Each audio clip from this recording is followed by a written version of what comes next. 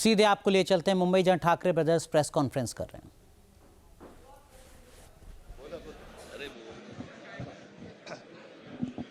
बघा, एवढं आमचं एकमत झालेलं आहे.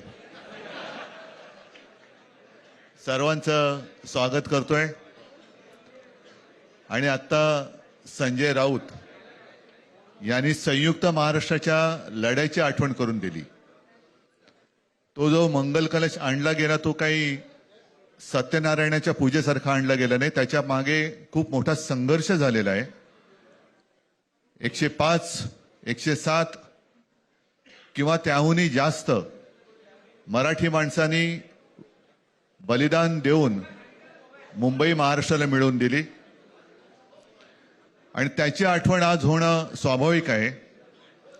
कारण आम्ही आज दोघंही इथे बसलेलो आहोत, ठाकरे बंधू. आमच्या दोघांचेही आजोबा प्रबोधनकार हे संयुक्त महाराष्ट्राच्या लढ्यामध्ये पहिल्या 5 सेनापतींमधले एक सेनापती. त्यांच्यासोबत माझे वडील म्हणजे शिवसेना प्रमुख हिंदू हृदय सम्राट बाळासाहेब ठाकरे, राजचे वडील म्हणजे माझे काका श्रीकांतजी ठाकरे, म्हणजे अख्खं ठाकरे घराणं त्यावेळेला मुंबईसाठी संघर्ष करत होता. त्याच्यानंतरचा इतिहास मी काही आता तुम्हाला सांगत बसत नाही. पण मुंबई महाराष्ट्राने मिळवल्यानंतर मुंबईमध्येच मराठी माणसाच्या उरावरती उपरे नाचायला लागले. आणि त्यावेळेला न्याय हक्कासाठी शिवसेना प्रमुखांना शिवसेनेला जन्म द्यावा लागला. साधारणतः 60-65 वर्ष आता होतील. पुढच्या वर्षी शिवसेनेला 60 वर्ष होतील. इतकी वर्ष व्यवस्थित गेली.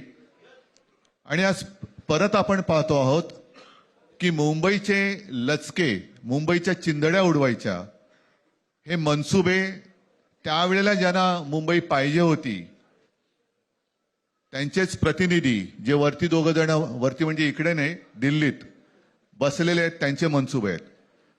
आणि आत्ता जर का आपण भांडत राहिलो तर मग तो जो काय संघर्ष, ते जे काय हुतात्मा स्मारक आहे त्याचा मोठा अपमान होईल. आज आम्ही आमचं कर्तव्य म्हणून एकत्र आलेलो आहोत. ते एकत्र राहण्यासाठी म्हटलं, एकत्र आलो आहोत यापुढे राहण्यासाठी. मुंबईवरती आणि महाराष्ट्रावरती यापुढे कोणी वाकड्या नजरेने किंवा त्यांच्या कपटी कारस्थानाने महाराष्ट्राला मुंबईपासून किंवा मुंबईला महाराष्ट्रापासून, मराठी माणसापासून तोडण्याचा प्रयत्न करेल, त्याचा राजकारणात खात्मा केल्याशिवाय राहणार नाही. शपथ घेऊन आम्ही मैदानात उतरलो. उत्साह अमाप आहे. ये बताना चाहता हूँ पूरा देश हमारी तरफ देख रहा है और मैं सभी को आह्वान करता हूँ क्योंकि विधानसभा में बीजेपी ने जो अपप्रचार किया था वैसे मराठी मानुस को बोलो अगर आप अभी करोगे तो खत्म हो जाओगे. इसलिए तोपला मराठी मानस में नहीं पड़नी चाहिए. और यह संदेश में देना चाहता हूँ. मुझे आशा है कि विरोध में नहीं जाता, लेकिन उसके रास्ते में है वो उसे वापस जाने नहीं देता.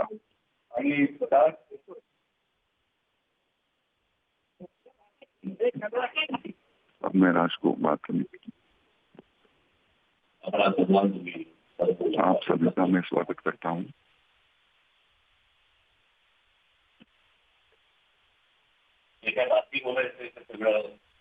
जो बोलना है वो जब प्रचार सभा शुरू होगी तब मैं बोलूंगा. लेकिन मेरी एक इंटरव्यू हुई थी. मैं जानना चाहता हूँ कि मेरी इंटरव्यू में मैंने कहा था कि युवा से या जगह से महाराष्ट्र बहुत बड़ा है और वहीं हम एक आने की कोशिश शुरू हुई। कौन कितनी लड़ेगा, कितना फिगर है, कितनी सीट है, ये नहीं बताऊंगा मैं। महाराष्ट्र में बच्चों को भगाकर लेके जाने के लिए एक टोली कार्यरत है। अब राजनीति में भगाने वाली टोली कार्यरत है।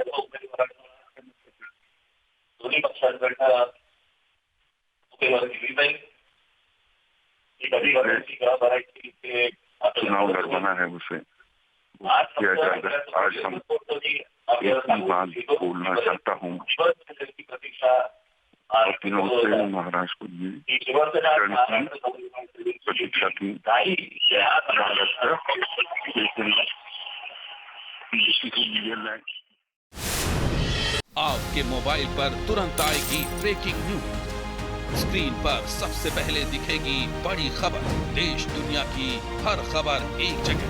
अब आपके मोबाइल पर तुरंत फटाफट इंस्टॉल कीजिए न्यूज नेशन ऐप और रखिए खुद को अपडेट।